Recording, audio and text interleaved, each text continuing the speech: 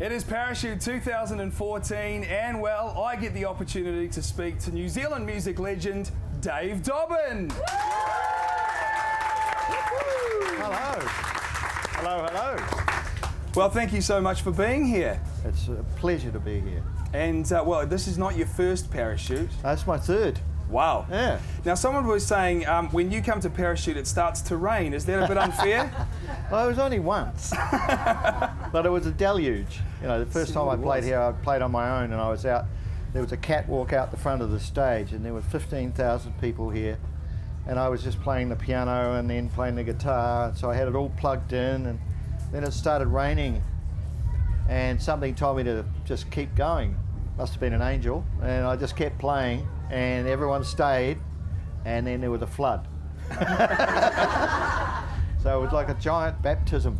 Yeah. We were all, you know, it was fantastic actually. It took everyone a long time to get out of Dodge, you know, but it was a similar day. I think it might have been the Sunday, so that people had the next day to get out of there, but their tents were just absolutely washed.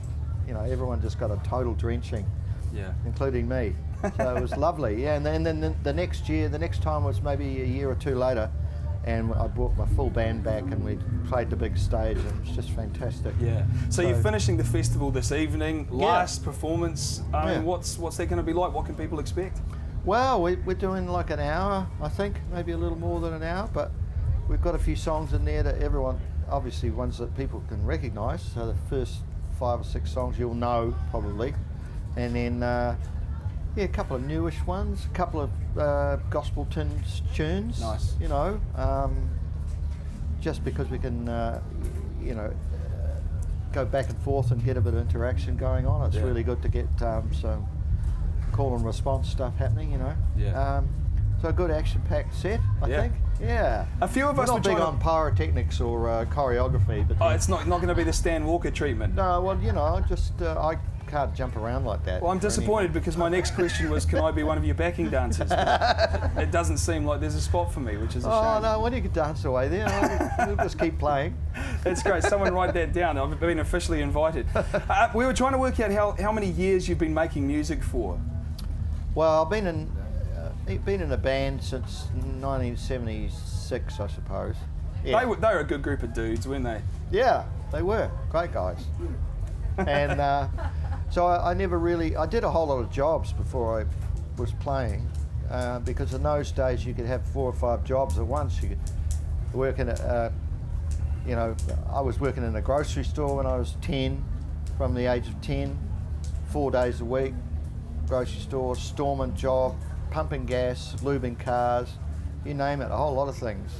And then when I was playing in a band, the playing just started to take over. Yeah. So pretty soon I was just playing. Yeah. And you were never so actually... the old gas pumping and the lube sort of went out the door, and I just kept playing. And once we started touring, that was it. I knew that's what I you know. So it's a big decision to make, because you end up deciding, okay, I'm not going to go on the dole. I'm not going to do this. I'm not doing that. I'm focusing all my energy on music. You know, it's a hell of a decision to make, because you're left at the mercy of the ups and downs of it. You know, you have to try and turn, you know, make a living out of it. And you have Sometimes to say it's worked out pretty well, hasn't it? Yeah, well, you know, we're very blessed. You know, just constantly blessed all the time. So, yeah, the Lord takes care of us. He feeds his workers. That's right, yeah. You must get this all the time, but I spent a number of years in England, as a lot of Kiwis do. Yeah. And when we were flying back into Auckland, the only song that I wanted to listen to was Welcome Home. Yeah. When you're writing a song like that, do you sort of know that that's what's going to happen? When you finish it, do you think, that's a great song, I think that's going to become an instant classic? Oh, I had a feeling that would do fairly well, because I wanted to write a song that was like Now Is the Hour. Yeah. I wanted it to be that recognisable. And have that kind of sadness. There's a kind of melancholy to it, which is the thing that gives you the homesick ingredient, you know. Yeah. But also, I mean, the motivation for that song was to welcome New Zealand immigrants who were relatively fresh off the boat, but New Zealand citizens nonetheless.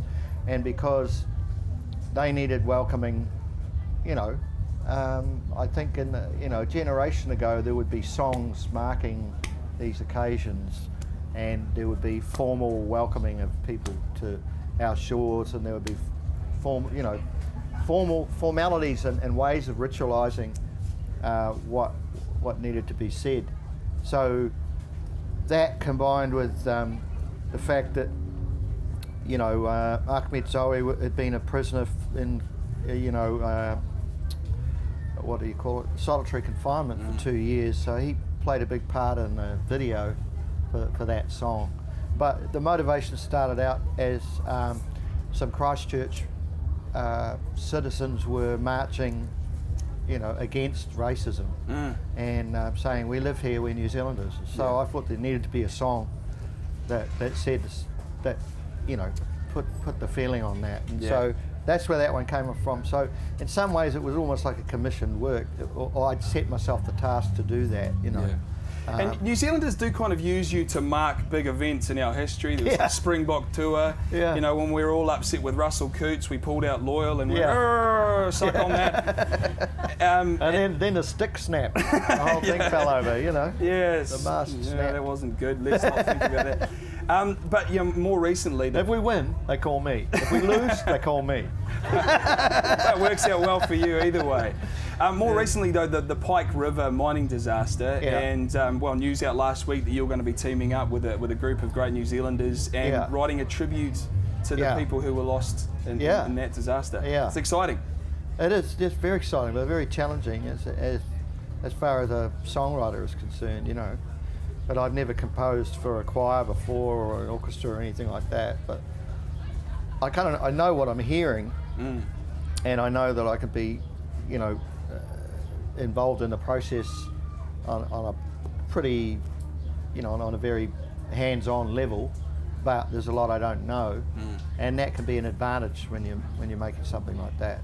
The main thing is to memorialise those 29 miners who died, and to give some kind of comfort and hope to their families and the community of Pike River and Greymouth and that environment. Such an awful story. They certainly need it. Yeah, because the bodies have never been retrieved. No, and that's, and I'll say it again, only a generation ago, the whole country would have stopped, come to a standstill until those 29 were out of that mine.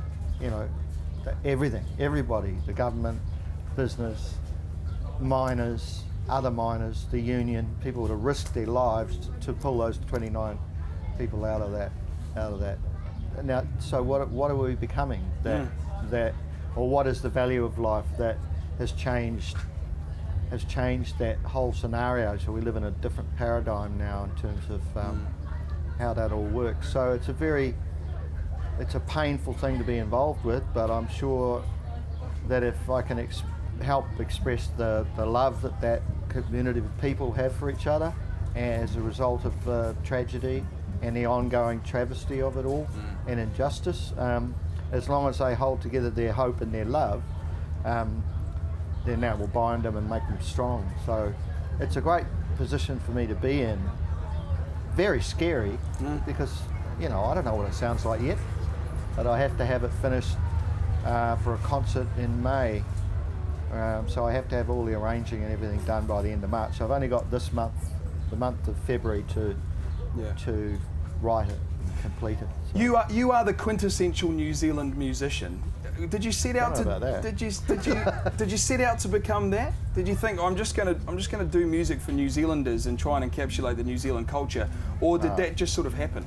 I think it just sort of happens because you can only tell stories that you know about, or that you could guess that they might have some resonance or authenticity, and if you try to tell another story, then it's not really going to work, unless you're a brilliant writer and can write, conjure up novels and characters and all that sort of stuff.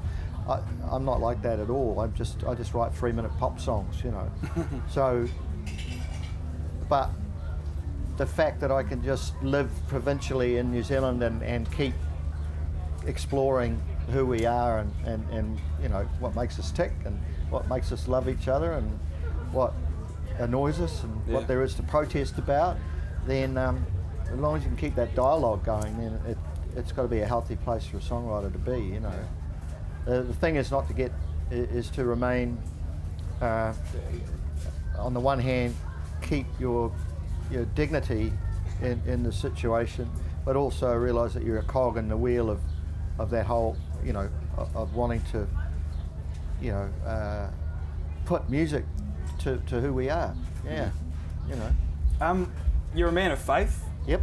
How did that happen in your life? How did you come to? Well, the Lord walked into my door and told me to just get on the floor, so I did. Literally? I mean, is that the story? Yeah. Well, he turned up. He turned up one day and he just had this little. He spoke to me very quietly, very, very quietly, little still voice, and I thought I'd really blown something. I'd been doing an interview with Leighton Smith or whatever, and I was getting annoyed with him because he was sort of denigrating New Zealand music in some way, you know. So in the middle of it, I said this little prayer, but I didn't know it was a prayer at the time. I said, "God help me." And an hour later, I'm absolutely delirious on the floor, wow, in a state of total spiritual light. You know, he'd said to me, because I said, "Oh, I don't think I handled that very well," and he said, "No, you handled that really well. Relax." And I heard this tiny voice, and he said, I said, "Who's this?" And he said, "I'm the God of Abraham, Isaac and Jacob." And I thought, that must be the real one then. And then since then, he just kept telling it, on the night, he just kept saying, "Look, all will be revealed. I'll reveal everything to you. You don't need to know everything now. I'll let you know on a need-to-know basis what you need to know, and it'll be revealed to you when you need it." Wow. But he opened up the whole world for it. Turned it upside down. It certainly has opened up your world of music, hasn't it? And, you know. Seems to, yeah. Although, being a songwriter, I'm always in that continual state of being frustrated by not being able to get the next song out soon enough. Yeah. You know, so you're always thinking of the next song, you know, rather than looking back. Yeah. You've recently released, I say recently, but the Dave Dobbyn song book. Yeah. Which is an amazing book, actually. I was flicking through it recently, beautifully put together, and I think well worth having for just about every New Zealand family. Was that your idea? Well, it was a collective idea. I knew I was bringing out a double CD of kind of best of type thing, so we thought if we grabbed that and incorporated a book, it would be great if it was the book and a CD, so that you could have a continuity going there. Yeah.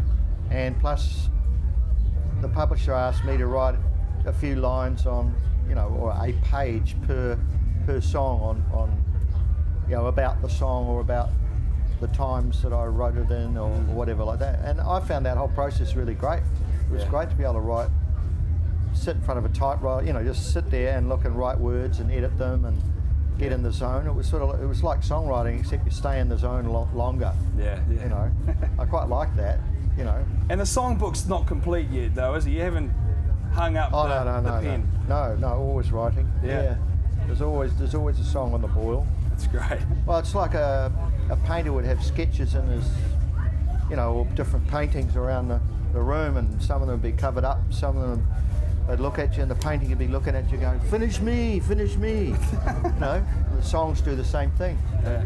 Finish me, you know, so you pick it up where you left off and carry on, and that's awesome. I think finishing songs is the hardest part. It is. It really is. Well, so nice to talk to you. I could literally sit here all day and just chatter away, but I guess we can't. Ladies and gentlemen, Dave Dobbyn. Thank you. Thank you. Lovely. Thank you so much. Yeah.